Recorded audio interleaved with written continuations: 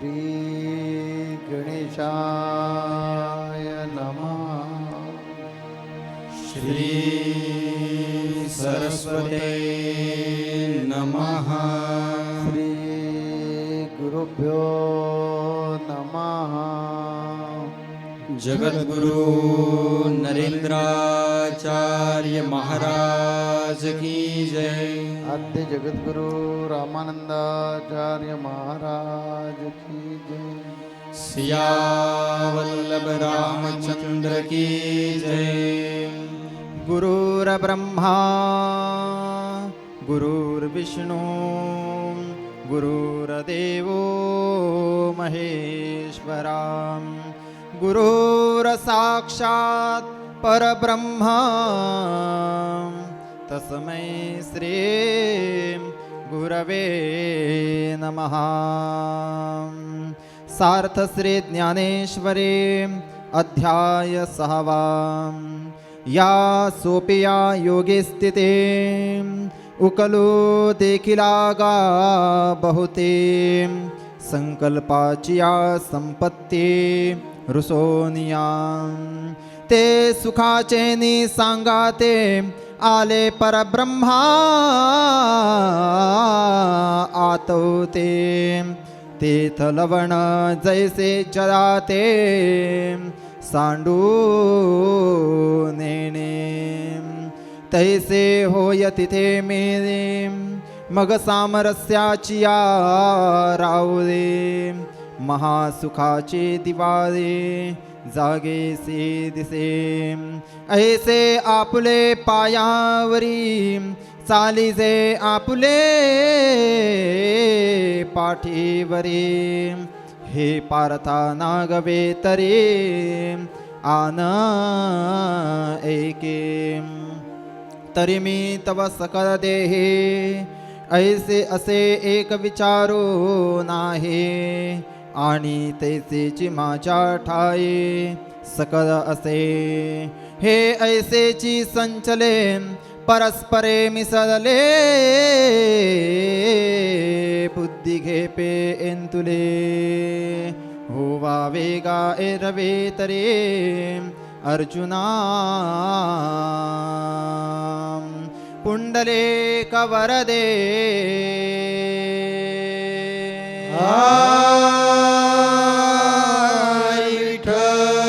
श्री ज्ञानदेव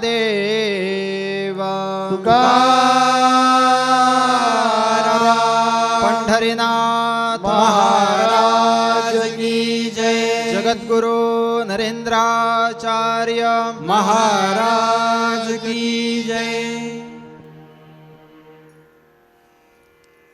अनंत श्री विभूषित जगद्गुरु रामानंदाचार्य श्री स्वामी नरेंद्राचार्य जी के पावन चरण कमलों को वंदन करके सत्संग में उपस्थित सभी पुण्यात्माओं को मेरा सांप्रदायिक श्री गुरुदेव।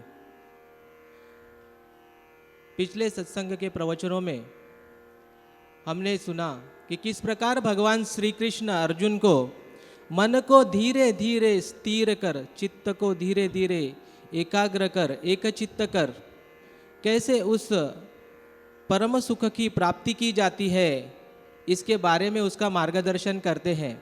आज इसी श्रृंखला में हम आगे बढ़ते हुए गीता के 6वें अध्याय के श्लोक 28, 29 और 30 में देखेंगे कि संत ज्ञानेश्वर जी ने ज्ञानेश्वरी में इसका कैसे विवेचन किया है। तो प्रस्तुत श्लोक कुछ इस प्रकार है। युज्येनेव सदात्मानं योगी विगतकल्मष युज्येनेव सदात्मानं योगी विगतकल्मष सुखेन ब्रह्म संस्पर्श अत्यन्तं सुखमश्नुते सुखेन ब्रह्म संस्पर्श अत्यंतम सुखमश्नुते। अर्थात भगवान श्री कृष्ण कहते हैं कि हे अर्जुन, जो योगी होता है वो वास्तव में जानता है कि सभी जीवों में मैं ही विद्यमान हूँ और सभी जीव मुझ में ही समाये हुए हैं। वास्तविकता में योगी इस बात को भली भांति जानता है कि परमात्मा हम सभी में समान रूप से विद्यमान है, हम उस परमात्मा का ही अंश है। लेकिन हम जो साधारण साधक होते हैं और जो एक योगी होता है, आत्मज्ञानी होता है, इनमें भेद इस बात का होता है कि हम इस बात को मानते हैं, और योगी जो होता है ना, वो अनुभव सिद्ध है, उनके पास वो अनुभव है, वह इस बात को जानते हैं। और इस मानने और जानने का जो भेद है, इसकी जो यात्रा है, वो यात्रा जब पूर्ण हो जाती है तो वो साधक सिद्ध बन जाता है, आत्म साक्षात्कारी बन जाता है। इस प्रकार जब जगत गुरु श्री नरेंद्राचार्य जी इनको आत्म साक्षात्कार की उपलब्धि हुई थी, तो उन्होंने अपने अभंग में भी कहा था कि अणु रेणुत देवा है नरेंद्र मणे शोधुन पाहे। यानी इस पूरे ब्रह्मांड में ऐसी कोई जगह है ही नहीं कि जहां पर इस परमात्मा का वास नहीं है। पूरा ब्रह्मांड चराचर अणु रेणु में उसका अस्तित्व है, बस हमें खोजने की देर है। ध्यान दीजिए, स्वामी जी ने कहा है कि हमें खोजना है, मानना है नहीं कहा। तो किस प्रकार उस परमात्मा की हम खोज करें, कहाँ से इस बात को हम शुरू करें, ताकि भगवान श्री कृष्ण जिस अनुभव की बात कर रहे हैं, योगी का जो अनुभव है, वह हमारा भी अनुभव बन जाए। तो इस अनुभव के बारे में एक छोटी सी कथा मैं आपको बताना चाहता हूँ। बहुत समय पहले की बात है, जब गुरुकुल हुआ करता था और ऐसे ही ज्ञानी गुरु आश्रम चलाते थे और अपने शिष्यों को ज्ञान बांटते थे। उस समय की ये बात है। तो उनके शिष्यों में एक ज्ञानी शिष्य था और जिज्ञासु भी था। तो उसने अपने गुरु से पूछा कि गुरुजी, क्या सचमुच में भगवान होते हैं? तो उस बालक की इस जिज्ञासा पर गुरु ने उत्तर देते हुए कि हाँ, सचमुच में ईश्वर होता है, सचमुच में भगवान होता है, और वो तुझ में भी है, मुझ में भी है, सभी मनुष्यों में, सभी प्राणियों में, सभी जीव जंतुओं में उसका वास है।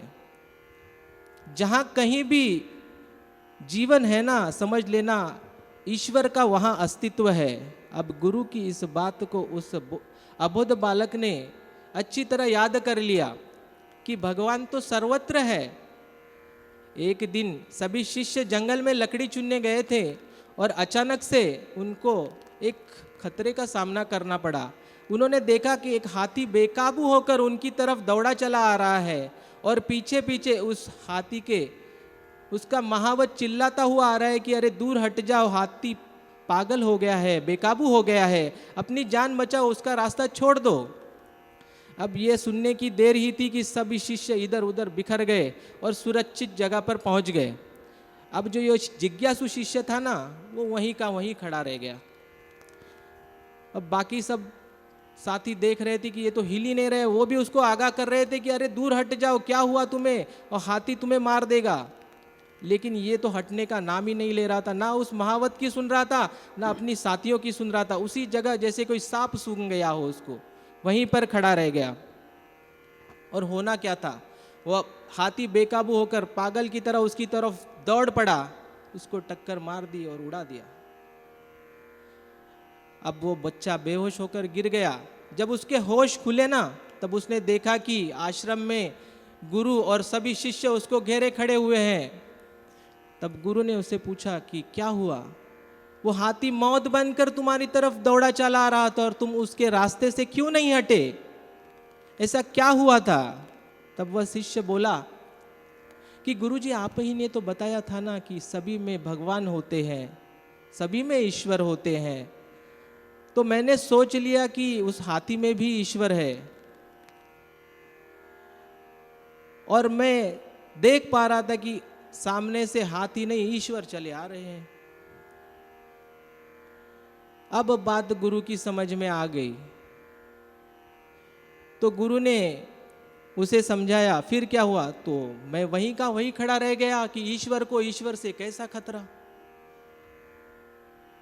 तो गुरु ने उसे समझाते हुए कहा कि यदि तुमने इस बात को मान ही लिया था कि सभी में ईश्वर है और उस हाथी में भी ईश्वर है, तो तुम्हें इस बात का भी ध्यान रखना चाहिए था कि उस महावत में भी ईश्वर है और तुम्हारे साथियों में भी ईश्वर है। तो जब ईश्वर रूपी और महावत रूपी ईश्वर तुम्हें सावधान कर रहे थे, तो तुम्हें उनकी बात पर जरूर ध्यान देना चाहिए था। तात्पर्य दोस्तों, ईश्वर तो सभी में है, लेकिन उस परमात्मा को हम किस रूप में देखते हैं, कैसे उसको निर्गुण को कैसे सगुण में देख पाते हैं, ये हमारे विवेक पर निर्भर करता है। और हमारे अंदर यह विवेक जागृत होना आवश्यक है। कथा बड़ी छोटी है, लेकिन इसमें जो अर्थ छुपा है बड़ा ही गहन है कि किस तरह हम उस विवेक को अपने अंदर जगाए, कैसे हम उस अनेक रूपों में छिपे उस ईश्वर को ढूंढ पाए। उसके लिए हमारे पास सिर्फ दो ही रास्ते हैं, या तो हम अपने बाहर जाकर उस पूरे ब्रह्मांड में उस ईश्वर को खोजने का प्रयास करें, या फिर हम अपने अंतर में गोता लगाकर ध्यानस्थ होकर उस परब्रह्म को, उस स्वस्वरूप को जान ले। और इसीलिए संत वचन कहते हैं कि जयास वाटे देव पहावा तेणे सदगुरु करावा। ये इसकी पहली पायदान है। जो कोई चाहता है कि उस देवत्व को, इस ईश्वरत्व को मैं जान पाऊं, उसकी प्रथम पायदान है कि हमारे जीवन में ऐसे सदगुरु का अवतरण होना अति आवश्यक है। क्योंकि सदगुरु ही एक ऐसी व्यक्ति है, ऐसी एक शक्ति है जो उस मोक्ष के मार्ग पर हमें ले जाती है। इसीलिए भगवान भी शिष्य बनकर उस सदगुरु की सेवा करते हैं। एक बार हमारे जीवन में जब सदगुरु का अवतरण हो जाता है ना, तो यह यात्रा बहुत ही सुखद हो जाती है। फिर हमें उस सदगुरु के चरणों में वो भाव समर्पित करना है। गुरु चरणी ठेविता भाव आपो आप भेटे देव। जो चराचर में जो ईश्वर है ना, वो अपने आप मिल जाएगा अगर हम उस सद्गुरु के प्रति समर्पित भाव रखते हैं। कुछ नहीं चाहिए, समर्पण का भाव होना चाहिए। इसी श्लोक में आगे भगवान श्री कृष्ण कहते हैं कि जब वह योगी स्वस्वरूप को जान लेता है, उसे आत्म साक्षात्कार हो जाता है। वह जब उस परम तत्व को जान लेता है तो उसे उस परमानंद की अनुभूति होती है। वह अनंत है, अपार है। और जब गुरु की असीम कृपा हम पर होती है ना, तो उसी आनंद का, उसी परम सुख का हमें अनुभव होता है।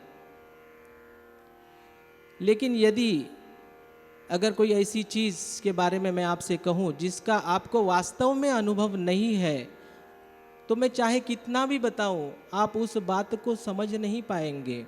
एक उदाहरण से मैं इसे समझाना चाहूँगा।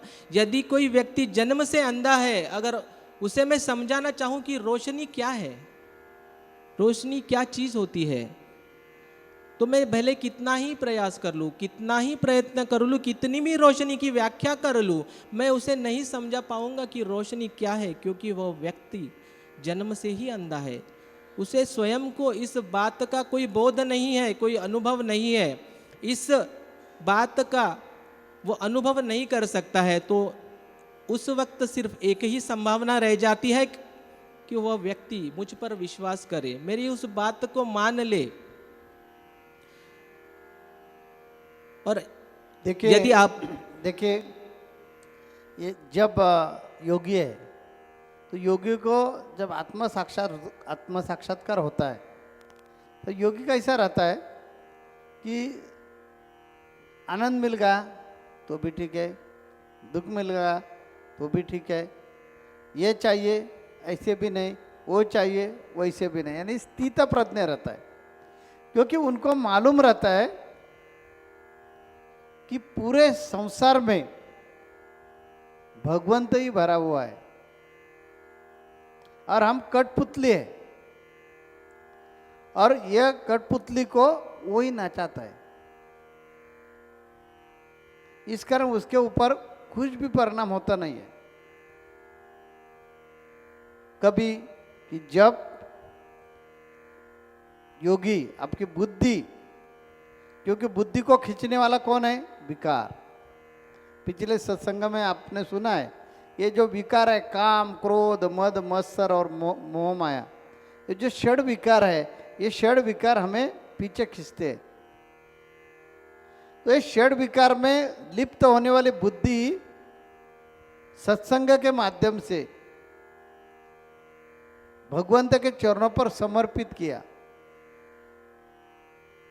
तो यह बुद्धि को धीरे धीरे अभ्यास से मालूम हो जाता है कि अरे पूरे चराचर में तो एक ही तत्व है। देखिए, आपको समझाने का प्रयास करते हैं। आपको माटी का घड़ा मालूम है। ये माटी के घड़े में पानी भर दिया नदी का, कि नदी का पानी जो है वो देखने वाले आदमी के लिए अलग होता है, और वो घड़े में जो पानी रहता है वो अलग बोलते हैं। ये पानी अलग है और वो पानी अलग है। ऐसे क्यों बोलते हैं? क्योंकि घड़े में जो पानी है वो उनको अलग दिखता है, और नदी में जो बह रहा पानी है वो उनके लिए अलग दिखता है। अभी हम ऐसे बोलेंगे, वो घड़ा लेकर नदी में उतर जाइए, और नदी में आपने वो घड़ा डुबाया कि क्या हो जाएगा? वो घड़े में पानी आ जाएगा। मैंने आपको प्रश्न पूछा, घड़ा पानी में ही रख दो, नदी में ही रख दो। पानी में घड़ा है, घड़े में पानी आ गया है, पानी घड़े में आ गया तो पानी नदी का सब खत्म हो जाएगा? नहीं होगा। नदी में जितना पानी है उसमें से कोई भाग, थोड़ा सा अल्प सा भाग घड़े में आ जाएगा। घड़ा पानी में ही है, क्योंकि आप नदी में खड़े हैं और घड़ा पानी में, नदी के पानी में डुबाया है। इस कारण घड़े में पानी गया है और नदी में भी पानी है। अभी प्रश्न आपको पूछा, ये घड़े में जो पानी है वो पानी और नदी में जो पानी है वो पानी अलग अलग है क्या? तो विकार में डूबा हुआ आदमी यही उत्तर देगा, हाँ, दोनों पानी अलग अलग है। क्योंकि उनको दृष्टि से ऐसे दिख रहा है, चर्म चक्षु से वो देख रहा है, इस कारण उनको लगेगा बराबर है, ये घड़े में जो पानी वो अलग है और नदी में जो पानी है वो अलग है। लेकिन योगी को दोनों पानी अलग दिखेगा नहीं। अभी हम दूसरा प्रयोग करेंगे। वो जो घड़ा है ना, वो नदी के पानी में ही तोड़ दिया और आपको प्रश्न पूछा कि अभी बताइए, जो घड़े में पानी था और नदी में जो बह रहा पानी था वो अलग अलग है क्या? तो आप बोलेंगे नहीं, एक ही था।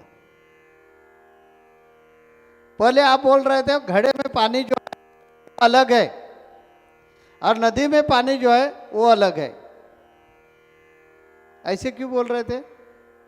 क्योंकि ये जो घड़ा है वो घड़े से दोनों पानी अलग अलग हो गए।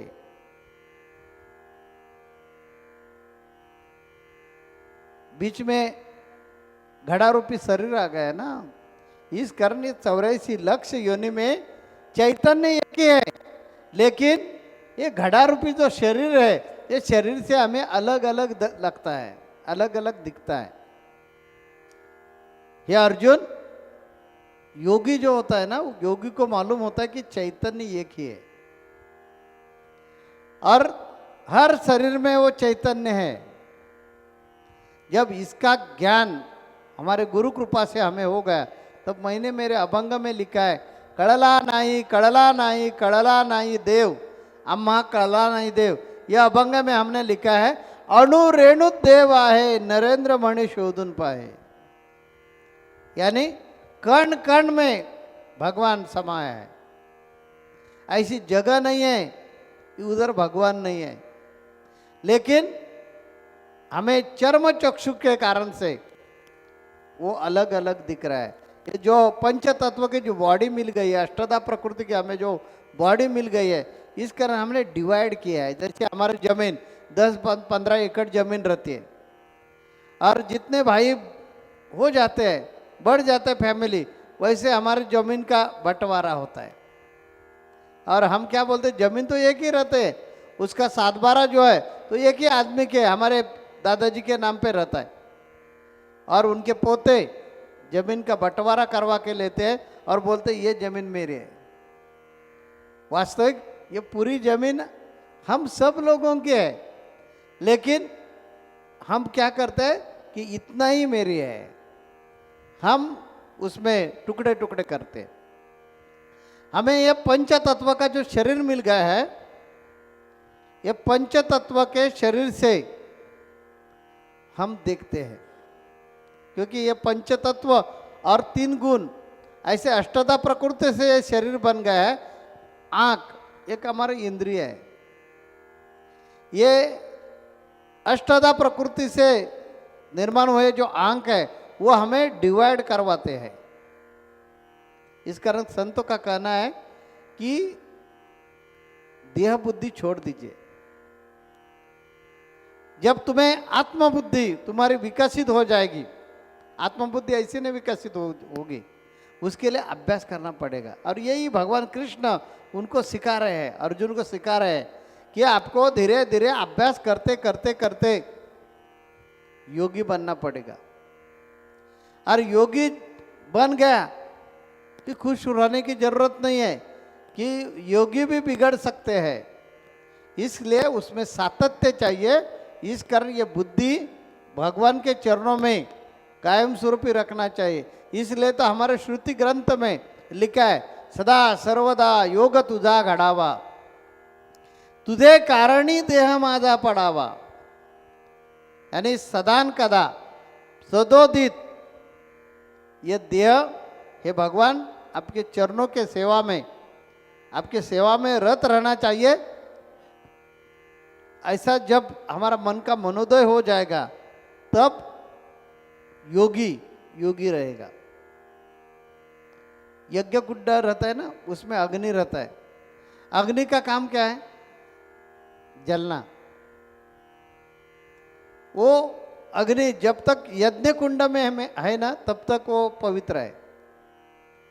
जब वो अग्नि कोई आदमी के घर को लग गया कि हमें वो पवित्र लगता नहीं है, क्योंकि वो जला देता है।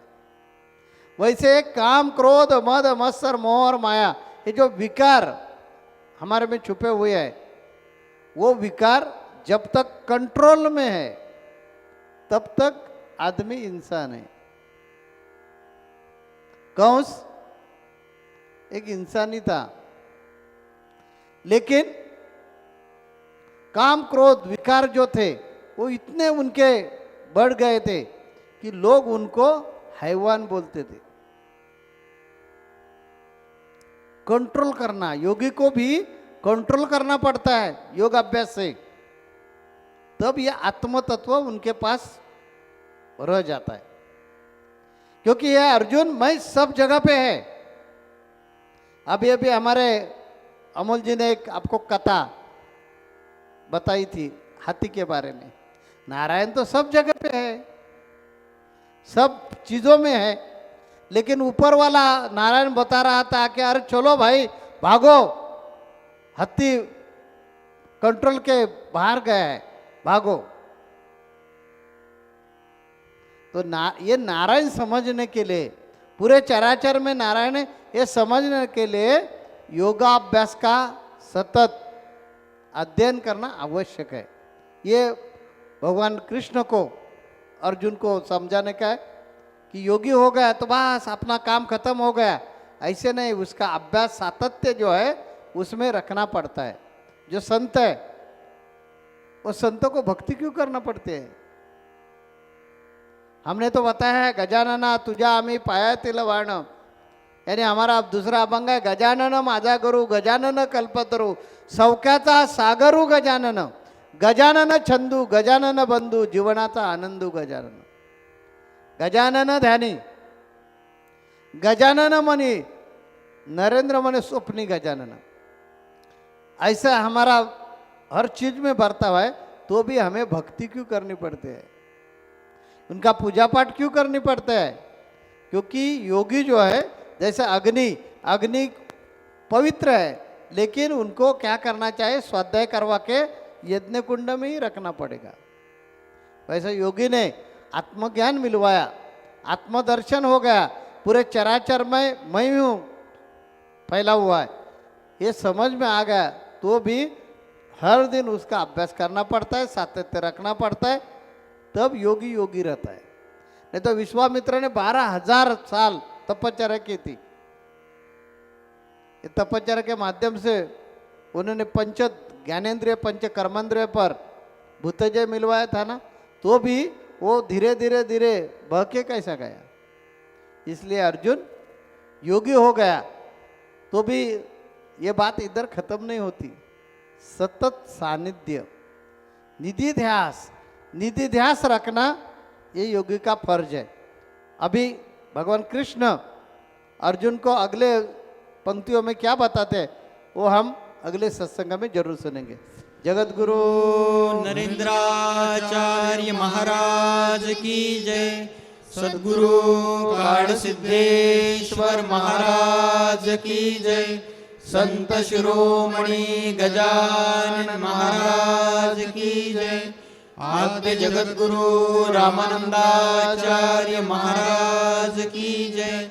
सियावल्लभ रामचंद्र की जय.